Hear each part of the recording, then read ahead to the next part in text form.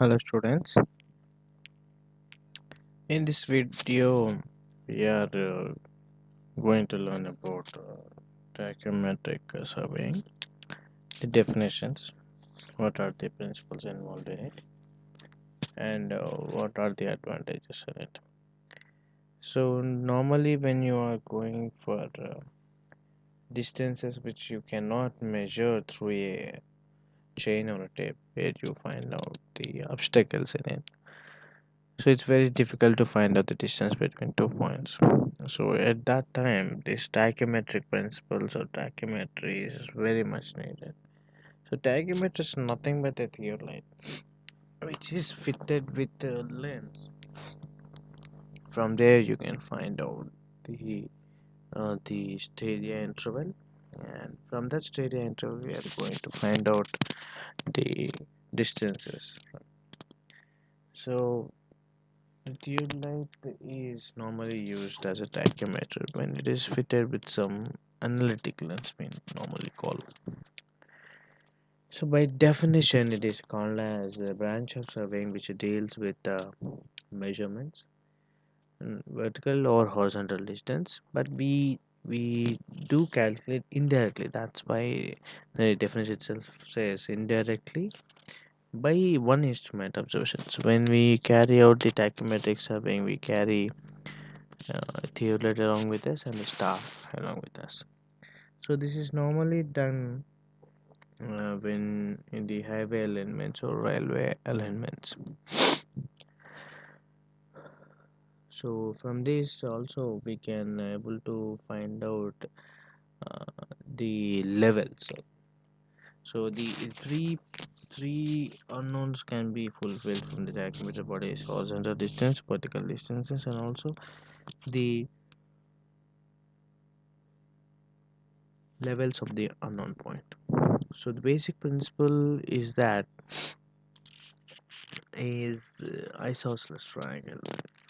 So if we have an isosceles triangle like the triangle given, let us suppose an isosceles triangle of ACE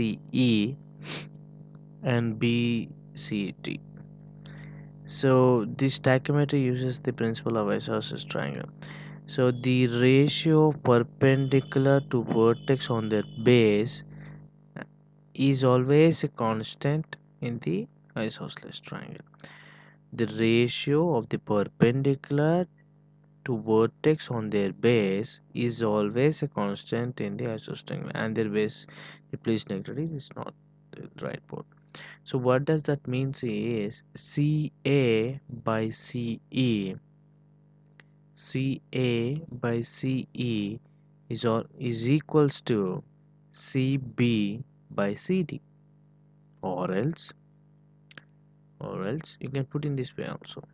It just doesn't mean to have CA and EA. AC by EC, AC by EC is equals to BC by DC. So the always we have a constant here. See, I'm speaking. The ratio of these is always a constant. So let us say I have a set up my tachymeter seat location. I do have staff here. I do have a staff here, right? So the BD is the staff intercept at a point, some point, and A is staff intercept at a point.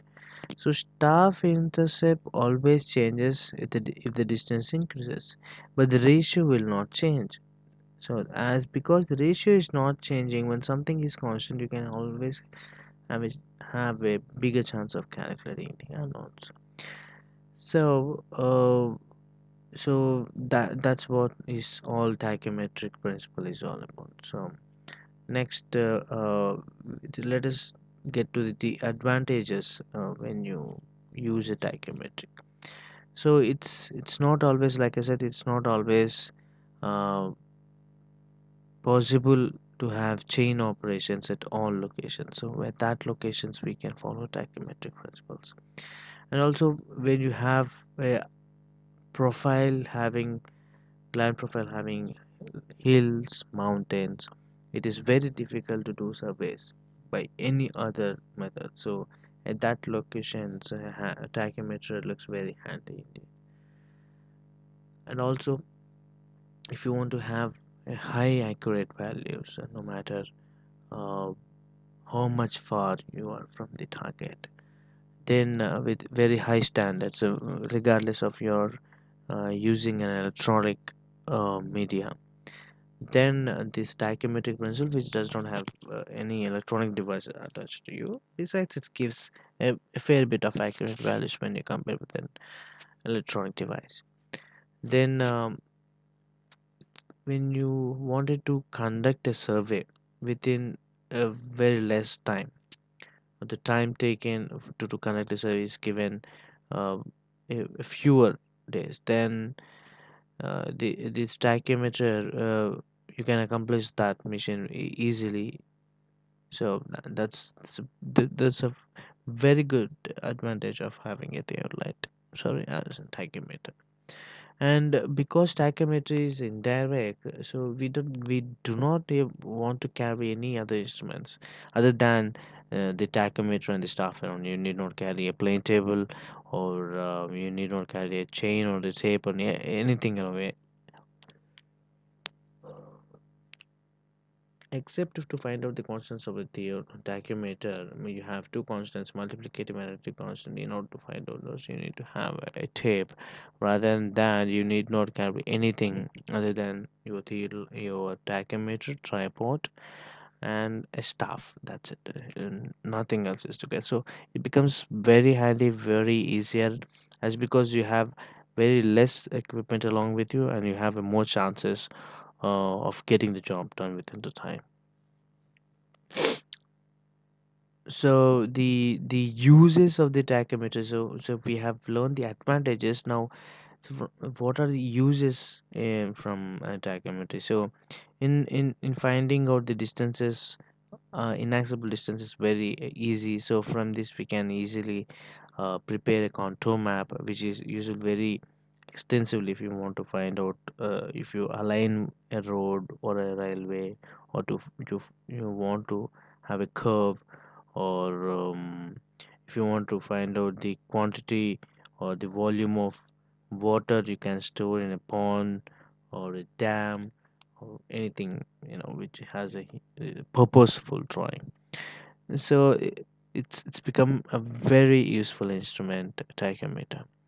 So in triangulation survey, where you find, if you want to find out the areas of a irregular body or a field, they, by dividing it in n number of triangles, this tachymeter very is useful. You need to take two readings, then you need to find out the stadia intercept, then you need to find out the horizontal distance. Besides, we have mathematical calculations and more, but it's easier, when you compare with the other methods. Sometimes it's always difficult to find out the distances or areas, like what I said, the previous point, third point is of the second point itself, and the fourth point also same. I've discussed about those. Then there are two methods which we normally follow in a tachometer. So one is the stadia method, and another is a tangential method. So in stadia method, there are again we have to have two types, where the movable hair method and a fixed hair method. So if this is my objective class, and if we have crosses, and if those crosses can be movable, then that type of methodology, if we are using stadia, is called as a movable hair method. And if you have the crosses which are fixed, where which you cannot change them at all, then we can call it as a fixed hair method. Normally we do follow fixed hair method. Majority of the instruments will are coming with a fixed hair method. So from the stadia intercept, we calculate the distances and the elevations and all those things. So the theory of stadia tachometry is like what I said, the principle of isosceles triangle, and It's not that much difficult to understand. It's very easier. So small v by I, small v by I equals to small u by s. So you have the vertex same here, and you have two isosceles triangles.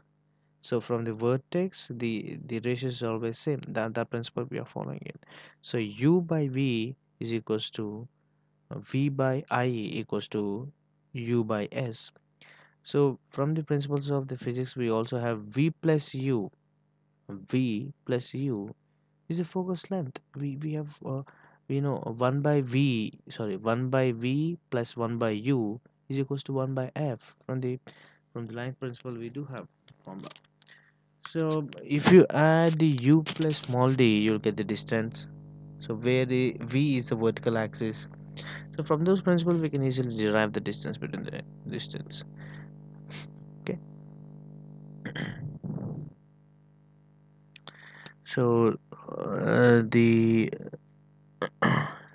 in fixed hair method, if you know the staff intercept and if you know the multiplicative constant and arithmetic constant, we get these two constants while using the tachymeter. It's very easy to calculate.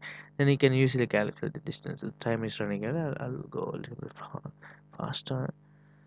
Then when you use analytic lens, normally this multiplicative constant is always a zero. And if the angle whatever I'm calling it is not zero, if it has some x or theta values, then the horizontal distance is also always given by um, a cos square theta plus b cos theta. So a and b are additive and multiplicative constants, and the vertical distance is given by h into tan theta.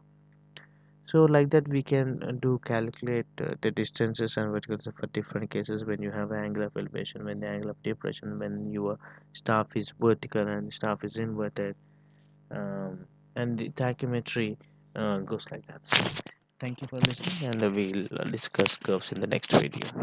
Thank you.